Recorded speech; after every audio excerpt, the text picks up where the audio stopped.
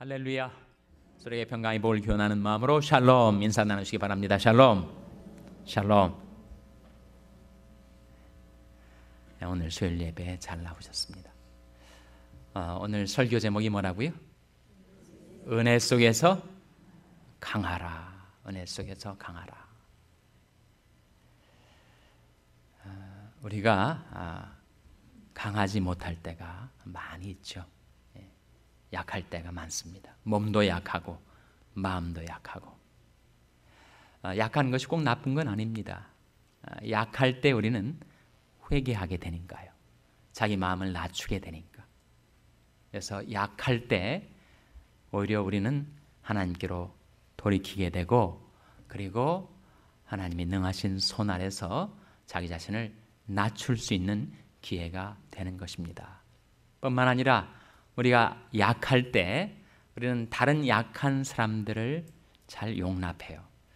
늘 강한 사람들은 남이 약한 것을 잘 이해하지도 못하고 그것을 받아들이지도 못합니다. 그런데 자신이 약해 보면 다른 사람들을 긍휼히 여기는 마음을 갖게 되죠. 그것을 성경에서는 체휼이라고 합니다. 몸체자, 긍휼휼자. 그러니까 자기가 몸소 그 연약함을 체휼해 봤기 때문에 다른 사람들이 약한 모습을 보고 비판하거나 정죄하지 않고 다른 사람들을 용납하고 그리고 품어줄 수가 있게 되니까 우리의 삶 가운데 약함이 다가올 때가 있는데 그것이 꼭 나쁜 것만은 아니더라 하는 거죠. 그러나 그와 동시에 우리는 강해야만 하나님께 쓰임을 받을 수가 있습니다. 생각해 보세요. 하나님께서 우리에게 뭔가 일하라고 하셨는데 내 몸에 병이 생겨가지고 내 몸이 움직일 수가 없으면 맡겨주신 일을 감당할 수 없을 겁니다. 몸만 약해지는 것이 아니라 우리 마음, 우리 정신도 너무 쇠약해지고 나약해져서 전혀 하나님이 쓰시기에 적합한 그릇, 합당한 도구가 되지 못한 상태로 우리가 주저앉을 수도 있으니까요. 그래서 내가 약할 때에는 우리가 약함을 은혜 받는 기회로 알고 우리가 은혜 가운데서 강해져서 어떻게 하면 하나님께서 마음 놓고 쓰실 수 있는 그런 그릇으로 하나님 앞에 드려질 수 있을까? 우리가 늘 그것을 놓고 기도하고 살아야 하겠죠. 근데 사람이 어떻게 강해질 수가 있는가? 사람이 자기 의지로 스스로를 강하게 하는 경우도 있습니다. 도움이 되죠.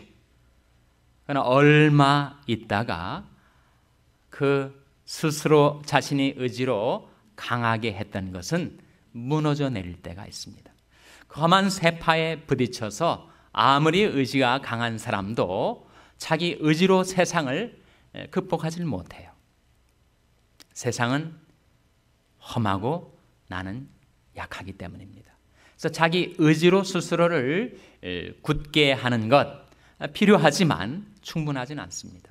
필요 충분 조건은 아니란 말이죠. 어떤 사람은 재물로 스스로를 든든하게 세우는 사람도 있다는 거예요.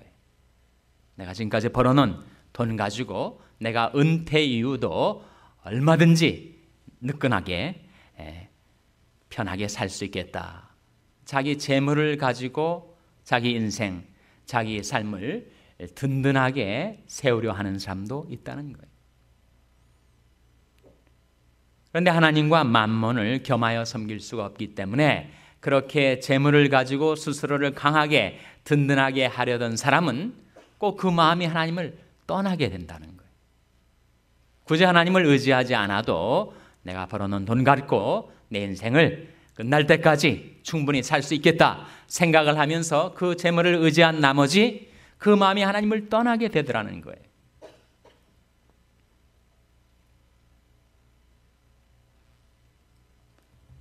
그래서 자신의 의지나 자신의 건강이나 자신의 재물이나 자신의 인기를 가지고 자기를 강하게 하는 그것은 정말 false security, 거짓된 안전지대를 걷는 것과 같아서 언제 살얼음처럼 그것이 무너져 내릴지 알 수가 없다는 겁니다.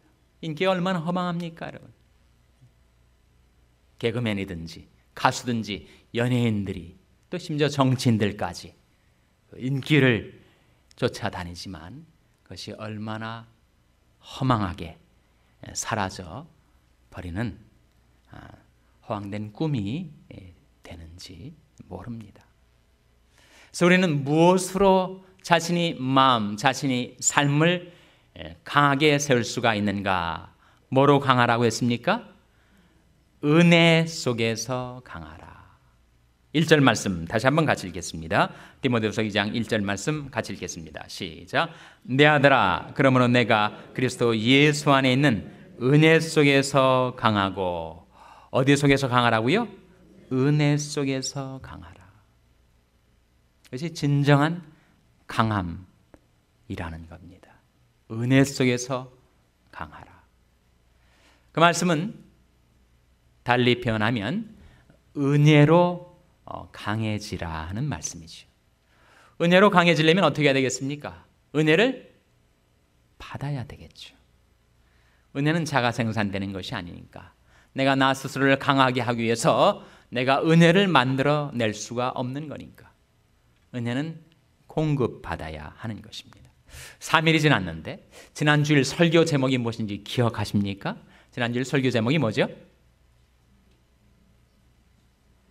오늘 아침 새벽기도 본문도 모르는데 어떻게 3일 전 설교 제목을 기억해내라는 말입니까?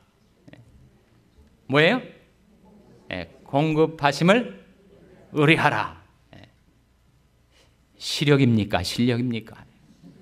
시력이세요? 재빨리 성경책 속에 끼워놓은 주보를 펼쳐봤더니 거기에 설교 제목이 딱 나오더라고요. 그것도 실력입니다. 시력도 실력이에요.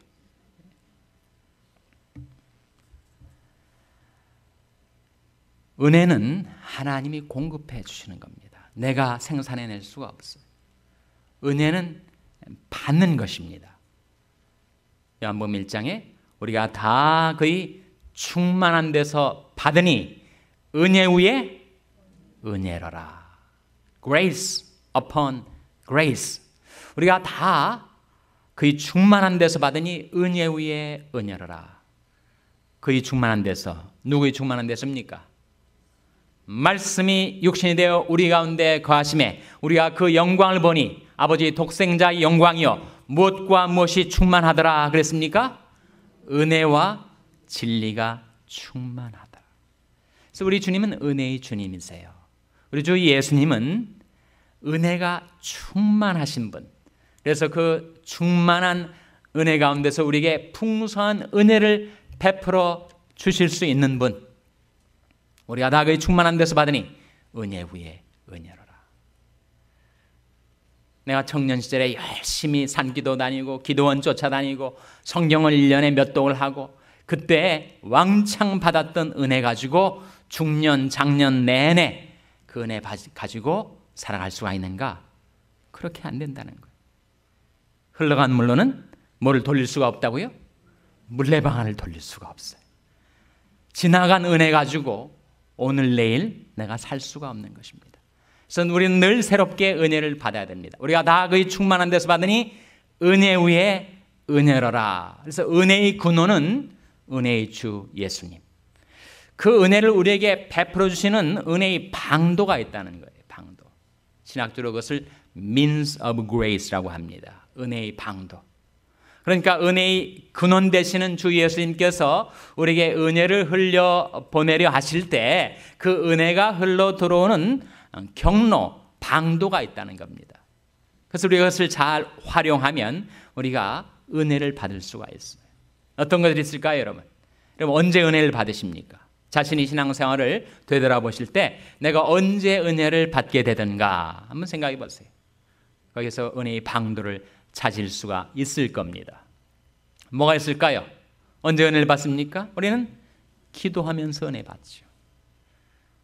항상 그런 것은 아니지만 기도 가운데 내가 주님의 세미한 음성을 들을 때가 있어요. 항상 내가 응답을 받지는 못하지만 이따금씩 놀랍게 예상치 않게 또 기적과도 같이 놀라운 기도의 응답을 받을 때가 있단 말이에요. 그래서 우리는 기도하면서 은혜 받습니다. 기도가 은혜의 방도입니다. 그것을 부지런히 활용하셔야 돼요. 그것을 활용하시다 보면 은혜가 내 마음속에 흘러 들어간단 말이에요. 은혜의 공급이 기도를 통해서 이루어진단 말입니다. 또 뭐가 은혜의 방도일까요? 찬송이 은혜의 방도입니다. 우리 오늘도 찬양팀의 인도를 따라서 찬양을 하면서 우리의 메말랐던 심령 속에 찬송의 은혜가 스며드는 것 같아요. 여러분, 낙심천만한 일을 당해서 황당하고 어찌할 줄 모르고 망연자실 주저앉아 있다가도 갑자기 찬송을 부르면 내 심령 속에 권능이, 능력이 타고 들어옵니다. 그래서 멀린 캐로더스 군목이 지은 찬송 생활의 권능에 보면 정말 찬송하다 보면 권능이 자기 심령, 자기 삶 속에 임하더라. 그런 간증들로 채워진 책입니다.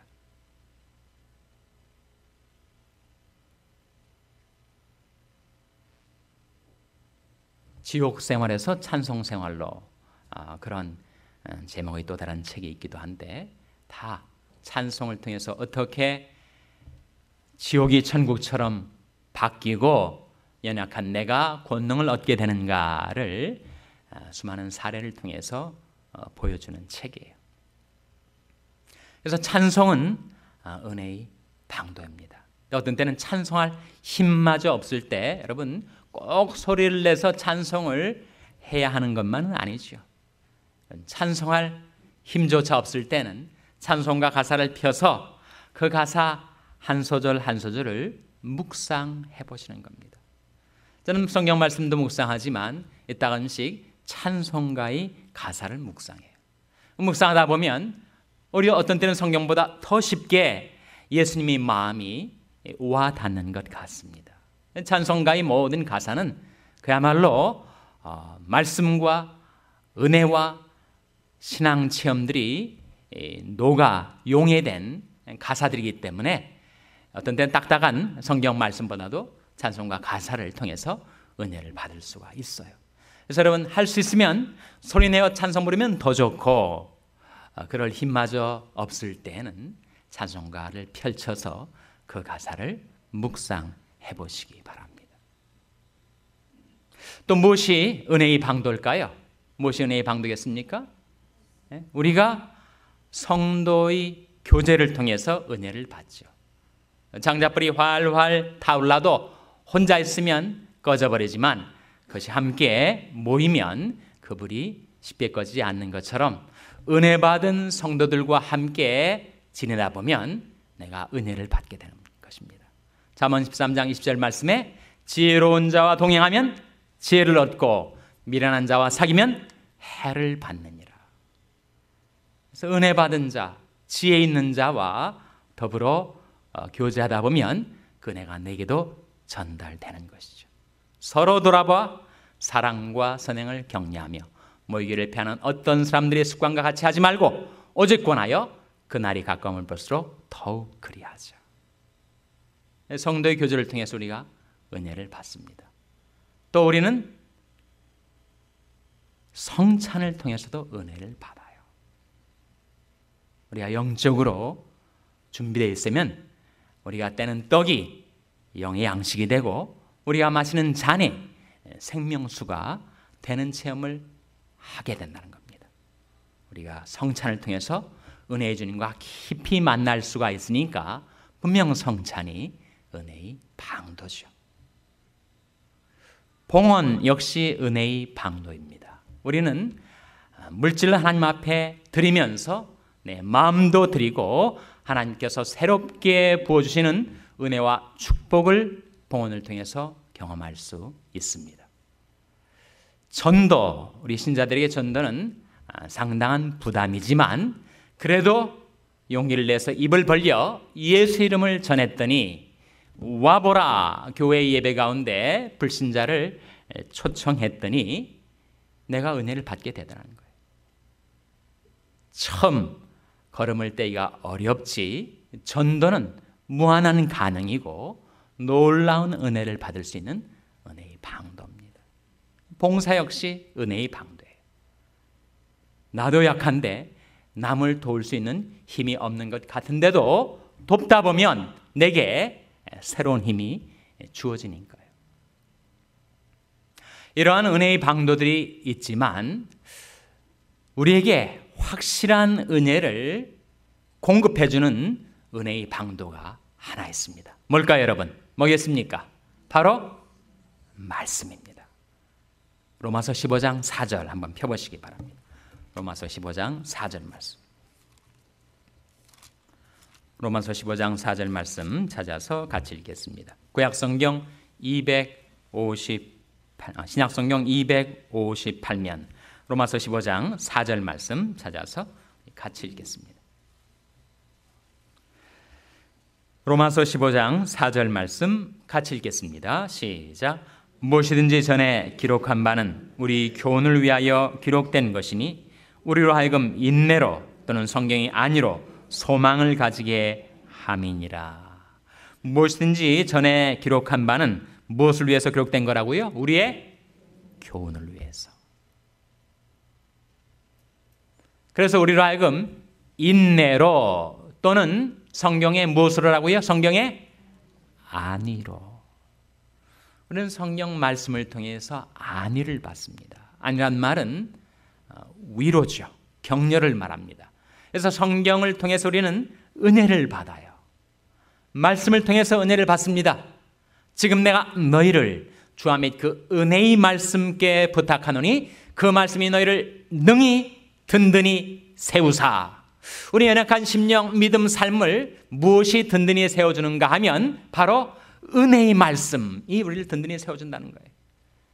그래서 우리가 말씀을 묵상하다 보면 은혜 받고 말씀을 깨달을 때 은혜 받고 말씀을 의지할 때 은혜를 받아서 이 험한 세파를 나 스스로의 힘과 의지로 헤쳐갈 수 없을 때 그 하나님의 말씀이 내게 임하면 그 말씀이 내게 은혜도 주고 힘도 부어줘서 나로 하여금 인내할 수 있게 해주고 그리고 안위를 받게 해주고 그리고 무엇을 가지게 된다고요?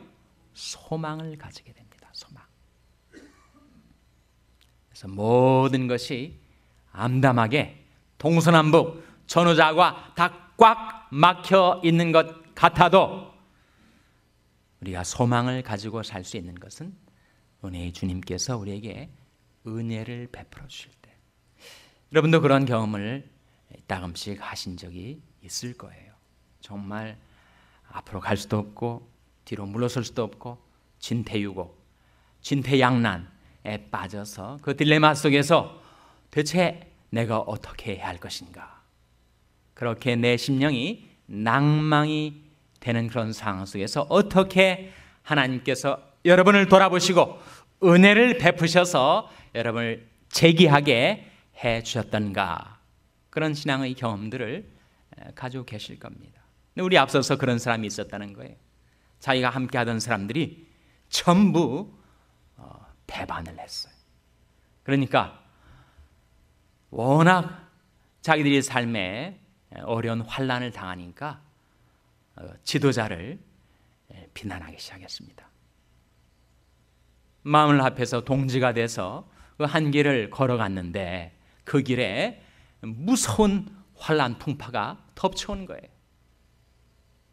그래서 지금까지 벌어놨던 모든 재산 다 잃어버리고 그리고 처자식을 생사를 모른 채 잃어버리게 되니까 사람들이 마음이 너무 슬프고 비탄에 잠겨가지고 돌을 들어가지고 그 지도자를 치려고 했습니다. 그 지도자가 누구죠? 그 지도자가 누굽니까? 예? 참 들을 때마다 새롭고 볼 때마다 참신하고 누구예요? 그 지도자가? 그 지도자가 바로 다윗이었습니다. 사무엘상 30장 6절 한번 찾아보시기 바랍니다. 사무엘상 30장 6절 말씀 찾아서 한번 같이 읽겠습니다. 구약성경 459면 사무엘상 30장 6절 말씀 찾아서 같이 읽겠습니다. 구약성경 459면 사무엘상 30장 6절 말씀 찾아서 같이 읽겠습니다. 사무엘상 30장 6절 말씀입니다. 같이 읽겠습니다. 시작. 백성이 각기 자녀들을 위하여 마음이 슬퍼서 다윗을 돌로 치자 하니 다윗이 크게 군급하였으나 그 하나님 여호와를 힘입고 용기를 얻었더라. 백성, 다윗의 동지들이죠. 시글락성에 기습을 당해가지고 성이 다 불타고 재산을 다 잃어버리고 처자식들이 다 잡혀간 겁니다.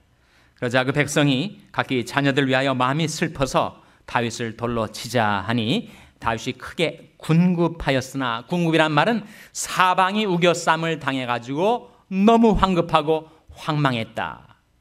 다윗이 그야말로 절체절명의 위기 가운데 빠져 있었는데, 여러분, 대적 원수들에게서도 아니고 동지들에게서 이렇게 배반을 당하고 돌로 침을 당할 이 위기 가운데서 다시 어떻게 재기할 수 있었는가? 회복될 수 있었는가? 어떻게 했다고요? 그 하나님 여호와를 힘입고 용기를 얻었더라. 사방이 다 막혀 있는 것 같아도 그는 위로 뚫려진 하늘을 향하여 하나님을 앙망했던 것이죠. 땅끝이 모든 백성아 나를 앙망하라. 그리하면 구원을 얻으리라. 오직 여호와를 앙망하는 자는 새 힘을 얻으리니. 우리가 다 그의 충만한 데서 받으니 은혜 위에 은혜로라. 사람이 진정 강해질 수 있는 것, 강건해질 수 있는 것, 강인해질 수 있는 것은 그리스도 예수 안에 있는 은혜 속에서 그렇게 될 수가 있습니다. 은혜를 받는 길, 은혜의 방도를 여러분이 생활 속에서 잘 활용하시고, 무엇보다도 하나님을 앙망하고 하나님을 힘입고 용기를 내서 하나님께서 여러분에게 하라고 하신 그 사명을 감당하게 되시기를 바랍니다. 고린도전서 16장 13절 14절 말씀에 깨어 믿음에 굳게 서서 남자답게 강건하여라. 너희 모든 일을 사랑으로 행하라. 그런 말씀이 나와요. 우리는 강해야 하나님께 쓰임을 받을 수가 있는데, 어떻게 강해질 수 있는가? 우리가 은혜를 받을 때 강해질 수가 있고, 은혜를 받아서 강해지면 못하라고 하는 것인가? 깨어 믿음에 굳게 서서 남자답게 강건하여라. 너희 모든 일을 사랑으로 행하라. 사랑하기 위하여, 사명 감당하기 위하여 그리스도 예수 안에 있는 은혜 속에서 강하여 지시기를 주님의 이름으로 축원합니다. 기도하시겠습니다. 오늘 말씀을 기억하며 하나님,